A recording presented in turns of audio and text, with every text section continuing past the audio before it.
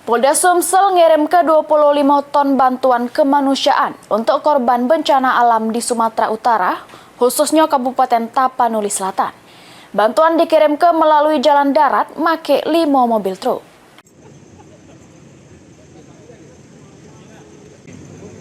Sebanyak 25 ton bantuan kemanusiaan dikirim ke melalui jalan darat make 5 mobil truk. Sesudah Polda Sumsel ngelakukan analisa mendalam terkait akses jalan yang bisa ditembus.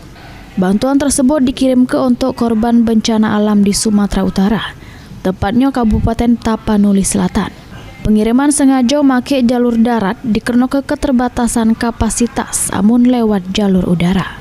Menurut Kapolda Sumsel, Irjen Pol Andirian, bantuan yang dikirim terdiri dari bahan sembako, kebutuhan sehari-hari, serta peralatan listrik.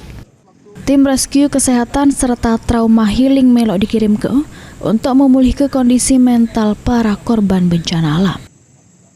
Kami berkomunikasi dengan rekan-rekan Polri yang ada di sana, yang sebenarnya untuk personil sudah cukup. Yang mereka butuhkan adalah dukungan bahan makanan atau bahan logistik.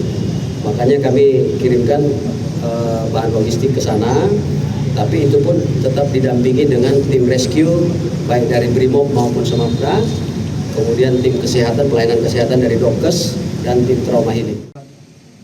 Sebelumnya, beberapa hari yang lewat Polda Sumsel juga sudah mengirim ke bantuan bencana alam ke Sumatera Barat melalui jalur udara make pesawat punya Polri.